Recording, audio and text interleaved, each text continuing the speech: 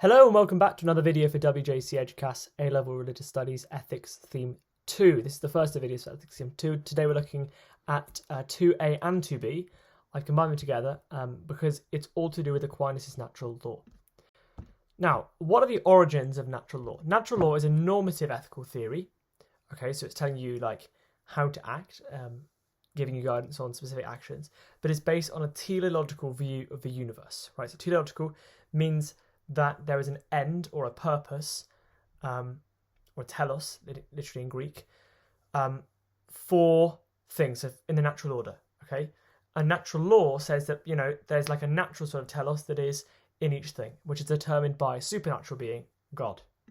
Therefore, natural law is all about acting in a way that enables us to fulfill our God-given purpose. So, if you've watched the video about virtue theory, we'll look at how Aristotle thinks we have the purpose or the telos of eudaimonia, right, which is flourishing. We're going to look at this version of natural law, which is different. So it does take that idea of a telos, that we will have a purpose, right? But natural law, or Aquinas' version at least, is going to say that our purpose is given to us by God, and that when we act in a way that fulfills that purpose, that's what is good or morally right.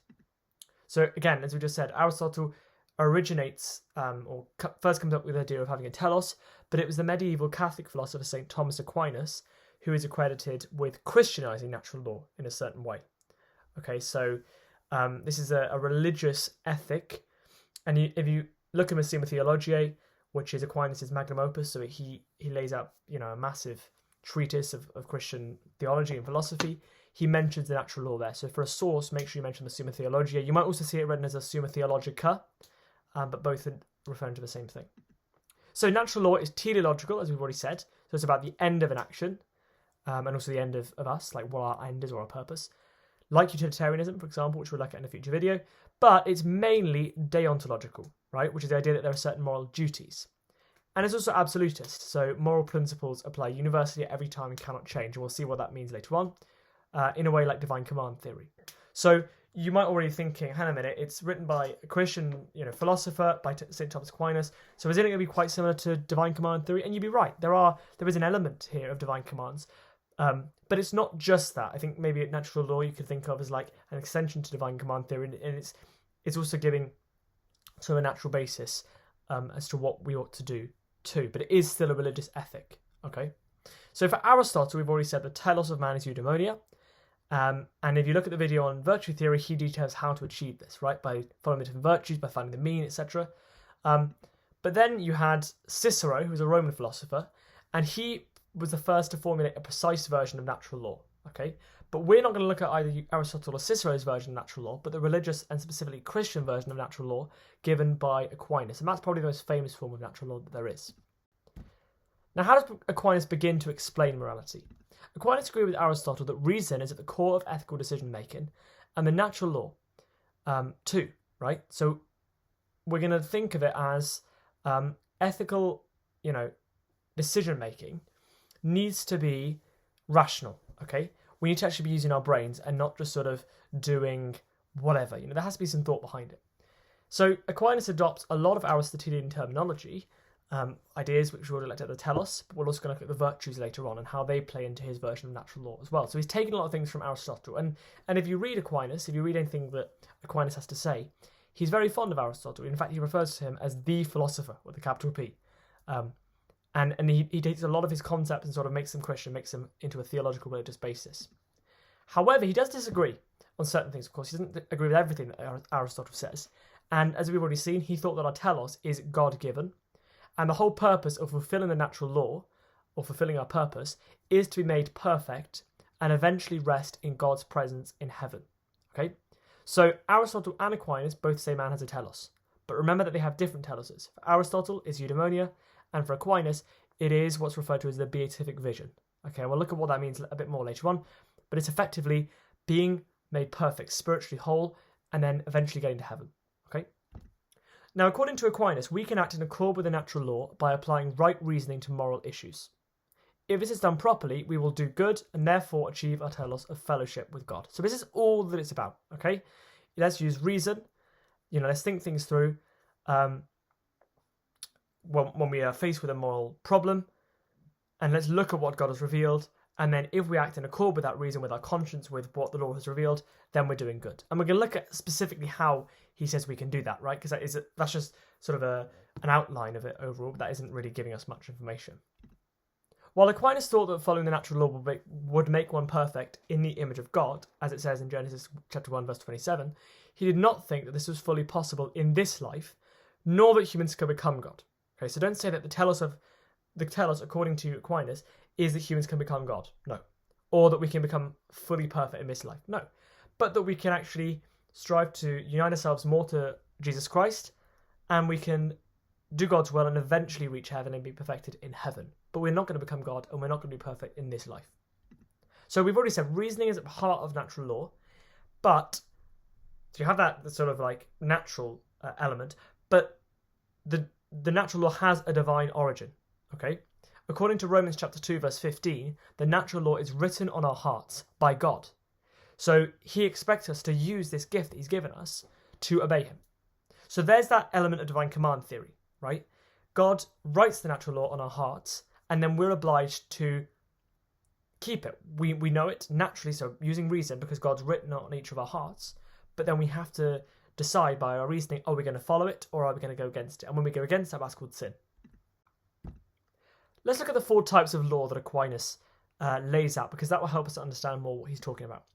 The following types of law are the 4 types of law in general. So don't think of law in like the colloquial term we use it nowadays, but law in terms of the underlying principles of the universe and of nature.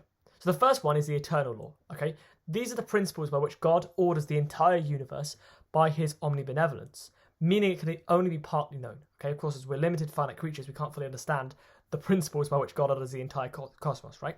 But you have this overarching umbrella, which is the eternal law. The divine law is part of the eternal law, which is revealed in the Bible.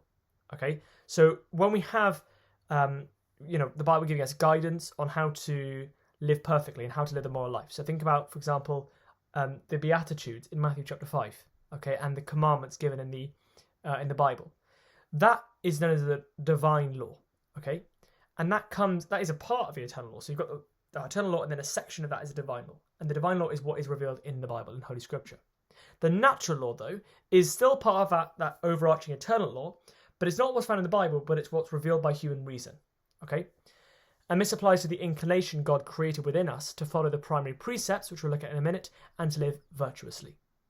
We also have the human law, and this refers to the legal traditions that are set up by human civilizations, but it's not guaranteed to cohere with the natural law if reason is misapplied, okay? And if if governments give out laws, for example, they permit abortion, for example, that would not be in accord with the natural law. Okay, that's not a part of the eternal law, that's something different. And so that would be, according to Aquinas, a perversion of law, right? But if it is in accord with the natural law, for example, it forbids abortion, right? That would be in accord with the natural law, because for Catholics, abortion is a sin, it's not permitted. Then if that was, if that's what the human law was, then it would be in accord with the natural law and it wouldn't be a perversion. Okay, so we have the eternal law overall, we have the divine law, which is in the Bible, natural law, which we all know just by natural reason, and the human law, which can and cannot be morally good. Okay, and you're going to think, what's the ideal? Well, the ideal, according to Aquinas, is that the human law would align perfectly with the divine and natural law, right? It would follow the teachings laid out in the Bible and our conscience, right? But sadly, Aquinas is going to note that actually different governments, different civilizations do not stick to that, and they promote perversions of laws and immoral laws too. Richard Reagan summarizes the 4 types of law and says reason, so that's the natural law, and revelation, the divine law, communicate God's commands, and we should direct our wills to both. So if we're comparing it to divine command theory is really only focusing on the divine law, or the revelation part of that quote by Richard Reagan, right? But what Aquinas is saying is, okay, yeah, we do have that, and it's great that we have that from God, but we also have reason, the natural law. We also have that, and our conscience, that we have to, use both elements, not just the divine commands, okay? So there's a little diagram explaining the 4 and how they're related as well. Pause the video if you want to have a look at that. Okay, what are the primary precepts? We briefly mentioned them a second ago. As a starting point, Aquinas posits a self-evident truth. Okay, so this is just something that doesn't need any justification, it's just obvious, right? which is called the Cinderatus principle. It states this: by nature, man wants to do good and avoid evil, right? Seems pretty intuitive, right? And Aquinas calls this a natural habit of man, since God has designed us in such a way that we seek the good and hate the evil. Okay, so this could be compared to the modern notion of the conscience, where no one really does evil for the sake of evil per se. They might do an evil thing because they're under the misapprehension that it's a good. Okay, but rarely or never really do people actively seek to do evil and to avoid good. It seems that man wants to do good and avoid evil, and he says this is something that's self-evident and just plainly obvious, right? Now, using this innate orientation to the good, which is an activity of reason, so it's something that we are thinking about, we can discover and articulate the fundamental goods, which are known as the primary precepts. Okay, so these are fundamental, yeah? So there are 5 of them actually, and they're self-evident, fundamental, absolute, so they apply to every situation, and are universal, they apply to every one, okay? So these here we can understand by reason, we can get to them by reason, from the Cinderatus principle. So we start with the Cinderatus principle, right? We want to do good and avoid evil. And then from that, we can derive these 5 absolute fundamental bedrocks of what is good. Okay, the first one is protect the innocent. Okay, seems pretty intuitive, right? We're going to want to protect the innocent. That is a good thing. That's always good, right? That's absolute and it's universal. It's never not good to protect the innocent. The second one is order society, right? They're very much in favour of a society which is ordered, which is based on the human law, which is in accord with the eternal law of God, right? So you want a good society, because if you have a good society, then people are going to flourish and they're going to be able to achieve their telos. Also, worship God. Remember that Aquinas' natural law is a religious ethic, and really, if you think about it, worshipping God is the greatest thing that one can do, because God deserves our devotion and our worship more than anything else, right? That's the most important thing we can do, worship God, and so of course that is a fundamental good for Aquinas. Also, educate. Right? Knowledge is a really, really important good, and so teaching others, educating children, and throughout your entire life as well is a very important fundamental good. And finally, reproduce. Okay, it's obviously good to give the goods that we experience and to allow other people to experience them too. So reproducing and allowing other people to be born is also a fundamental good. So these general precepts are basic goods that are designed to enable us to reach our telos of relationship with God if they are kept. So if we keep to these, if we actively do things to protect the innocent, order society, worship God, educate and reproduce, right? These are fundamental goods. They're always good. So we should aim to do these things, right? And if we do them, we can better achieve the telos of, obeying God and eventually reaching heaven, okay? We also have, so that's the primary precepts. There are also the secondary precepts, okay? So on top of these primary precepts, again, we've said they're universal and absolute, and they're also quite general, right? Quite generic, okay, protect the innocent. What does that specifically mean? We need more specific guidelines for making ethical decisions. And this is where the secondary precepts come in. The secondary precepts then are derived from the primary precepts using reason. So you have the primary precepts, and then we're going to think, okay, what follows, what entails from each of these different precepts, okay? And that's how we get the secondary precepts, okay?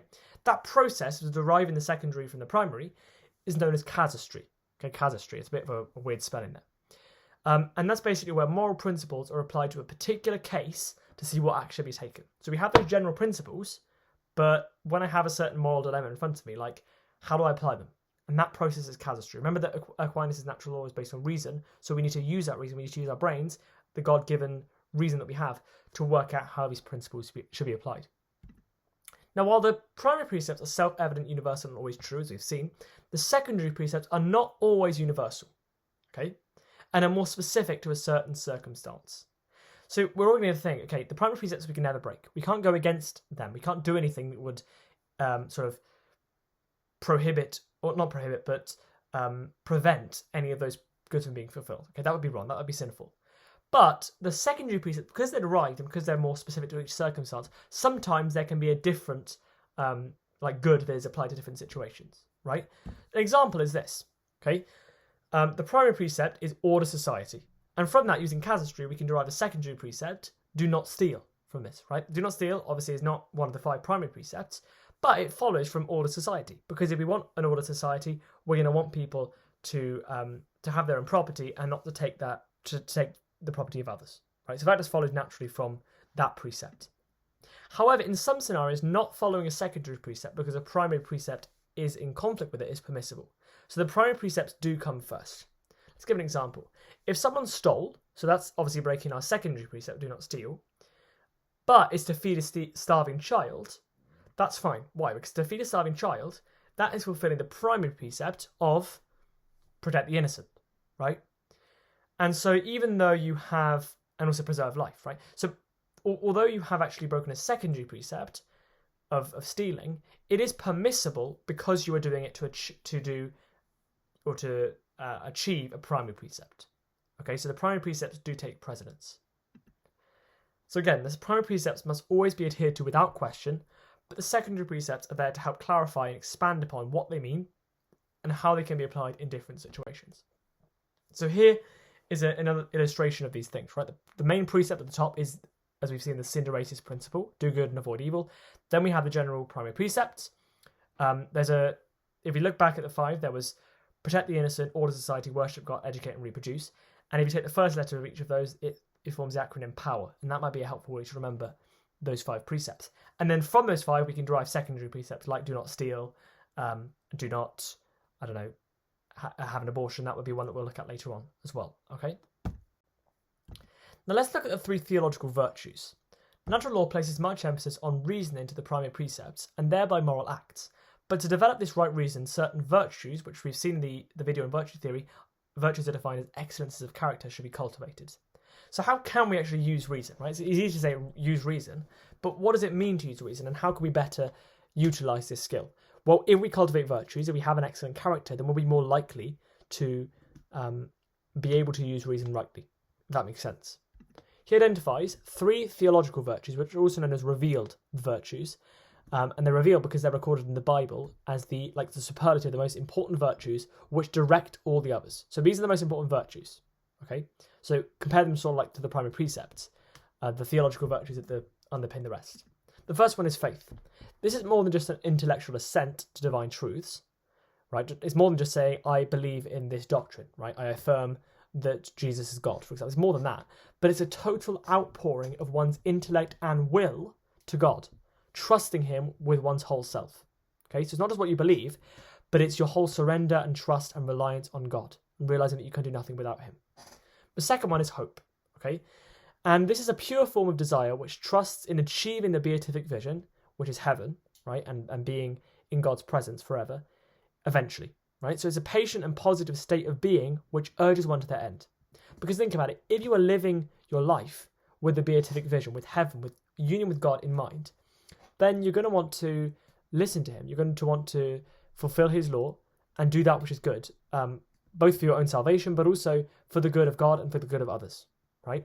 And so hope is more than just like a vain sort of wishful thinking, but it's a pure desire where your head is in the right space to be able to act because you are focusing on God and what is important. And the final theological virtue is love, which is also known as charity in sort of older texts. Okay, charity, it just means love, right? This is taken from 1 Corinthians chapter 13, where St. Paul describes how selfless and unconditional love, which in the Bible is described as agape, is the greatest virtue to cultivate. Jesus also commands love of God and neighbour in Matthew 22 and John 13, and 1 John 4 says that God is love. Not God is loving, but God is love. That's his very nature. This is because it is the fountain from which all other virtues flow. In fact, St. Paul says that if I do not have love, I have nothing else, right? Love is the most important virtue. And again, love is defined by our Lord as laying down one's life for one's friend. So it's a selfless sort of ability to wish the good of the other and do things for others. Okay, and Jesus says in John 13 that the greatest commandment is to love God, and the second greatest is to love your neighbour. So love is a very, very important virtue. And it's a theological virtue because remember, it is important to love God above all else, right? So faith, hope and love, those are the 3 theological virtues that underpin the rest, the most important, yeah? They're absolutely perfect. They're an absolute standard, yet they're not fully attainable in this life. Even the most, holy and pious people, the saints on this earth, cannot fully have a perfect faith, a perfect hope, and a perfect love in this life. But with the assistance of God's grace, we can practice these virtues more and more, and thereby better use reason to act morally and strive for perfection. So when we cultivate these virtues, we say, God, give me the gifts of faith, hope, and love, and help me to emulate these and to love you more and to trust in you, to have hope in the beatific vision, then when we have these virtues within us, we cultivate that, that virtuous character, we can better use our reason. Because our reason now is sort of less clouded because God is giving us his grace, giving us these virtues to help us to better see what is right and wrong. Now, by cultivating the virtues and abiding by the primary precepts which we've looked at and using the right reason, we can fulfill our ultimate purpose, or telos, which is supernatural union with God. And we've already seen that's referred to as the beatific vision, or in Latin, the summum bonum, which is the highest good, right? God is the highest good. And we're made for God, right? St. Augustine says, our hearts are restless until they find rest in you, O Lord. So some people have described it as like a God-shaped hole within us that only our Lord can fill. And so Aquinas declares, man attains his last end by knowing and loving God. And that should be our main aim in life, right? The virtues are there to help us in achieving that goal, okay? Right? Now, if one loves, has faith, and has hope, the three theological virtues, he'll also have the core virtue of wisdom, which involves having a comprehensive understanding of God's goodness. This enables those who are advanced in the moral life, having cultivated the three theological virtues, and are thus wise. If you have those three, you're going to be wise, right? To guide others and to give them counsel on how to live according to God's commands and reach the highest good. That idea of giving counsel and helping others and being like a moral exemplar is similar to what Aristotle says in his virtue theory, right? That we should look up to moral exemplars who have cultivated the virtues and they can help us. So similarly, Aquinas is saying, if you have these theological virtues, you're therefore wise, and you are in a position then to actually help others to achieve that same union with God and help them on their way to heaven. We also have, on top of those three theological virtues, 4 cardinal virtues. They're also referred to as the natural virtues. So remember that natural, whenever it's used in sort of theological terms, is talking to what we can know or what we have apart from God's revelation. So that means that we can cultivate the natural virtues regardless of whether we believe in God or not. The theological virtues of faith, hope, and love, you can't have faith in God if you don't believe in God. That's a bit silly, right? You can't love truly and fully if you don't believe in God, because the most important form of love is to love God, right? And obviously you can't hope because what are you hoping for? You're not hoping for the beatific vision, which is the ultimate form of a thing that we should be hoping for, right? But the natural virtues, or also known as the cardinal virtues, we can all cultivate, even if we're not religious, even if we're not Catholic. And the 4 cardinal virtues are the following. The first one is prudence. Prudence is the ability to make sound judgments in reasoning, understanding the precepts that we've got, as well as how to apply them using casuistry in various contexts. So we need to be able to be prudent and understand, okay, I've got these precepts, how can I apply it with different situations? Right, sort of like a calculated reasoning. You also have temperance. This is like Aristotle's doctrine of the mean and is concerned with moderation and restraint, so as to purify physical pleasures. It also encapsulates humility and knowing how to act meekly in different encounters. Okay, so we're temperate. We're not sort of being too shy and timid and shrewd and not really doing much, but we're also not going rash and really all over the place, right? We're being temperate and we're deciding, okay, this is how I should act humbly and properly in different situations. Fortitude, then, is a third one, which was referred to often as courage, and it involves discipline, patience, and endurance in times of hardship, whether physical, mental, or spiritual. Okay? According to Aristotle, it is the golden mean between cowardice, where you shy away at any challenge, and rashness, where you sort of go into it too much, but then you end up falling over later on, right? And cultivating the virtue of fortitude allows one to persevere through life's challenges. If you have fortitude, you sort of like, discipline, and you persevere, you keep on going, right? The final cardinal virtue is called justice, right? This virtue is less to do with our character and more to do with how we treat others. It covers the law in general, but also specific cases, in that righteousness and fairness should always be sought. So we ought to seek in every situation what is righteous, what is fair, okay? And that is more to do with how we treat others. Remember that according to Christianity, our sort of a hierarchy of love should be we should love God first, and then we should love our neighbour, and then we should love us. So we shouldn't be prioritising ourselves and be self-obsessed and selfish. We should be seeking fairness and justice. So if we see an injustice, we should speak out and actually help those who are suffering, right? So justice, again, is an important one. And obviously, these 4 virtues, anyone can cultivate, right? And it's not just Catholics that have these virtues. There are many people that do. But what distinguishes them from the theological virtues is that they are, first of all, sort of not as important. The theological virtues are more important. And remember that the theological virtues are revealed by God. Okay, but the cardinal virtues are also natural virtues, so they are, natural. We can all do them just without any revelation, right? Now let's look at the different types of act and also the doctrine of double effect. But first of all, the different types of act. Aquinas distinguish between the intention behind an act, which is the interior act, so think of intention, interior, and the act itself, which is the exterior act, so what we actually do. Okay, that's quite an important distinction, isn't it? Because you can have sort of an intention, and the act is going to be the actual act, the thing that you do. And there is a difference between those two things, right? So for an action to be moral, though, according to Aquinas, both the interior in act, so the intention, and the exterior act, so actually what you do, must be good, right? Which is unlike other theories like utilitarianism, which teaches that actually, okay, as long as you have a good intention, you can justify any exterior act. That's basically saying that the ends justify the means, okay? So they're going to say, for an act to be good, you only need a good interior act. But Aquinas is saying, no, you also have to have a good exterior act as well. For example, the exterior act of giving to charity is good, but the action is only moral if the interior act is also good. So if you just donate to charity just to look good, okay, and you do it for selfish reasons, that act would not be moral, according to Aquinas. That wouldn't be a good act. Why? Because if you didn't have a good exterior act, your interior act, your intention, is not good, right? Another example would, sort of the reverse, would be where you have a good intention, but you do something, evil. You go and your intention is to, to stop being hungry. For example, you're really hungry. You're not starving, just hungry. So that's a good intention. There's nothing wrong with that. That's good. But then what you do, the exterior act, is you go and steal someone's sandwich. Okay, that's a bad exterior act. So that action isn't good. Even though you had a good intention, the exterior act is bad. So the only way we can have a good moral act is where both the interior and exterior act are good. However, there's also consideration of certain moral dilemmas which prevent there from being an option which has both a good interior and exterior act, right? Because you might think that's a bit harsh, right? Sometimes I have no choice but to do something which is, considered a bad exterior act. I can always, ensure that my intention is good, but sometimes I've got to do something that is an exterior act that is bad, right? So how does Aquinas deal with these moral dilemmas? Basically, what he does is he comes up with something called the doctrine of double effect, which states that a bad consequence may come about from a good act as long as the bad consequence was not intended. Okay?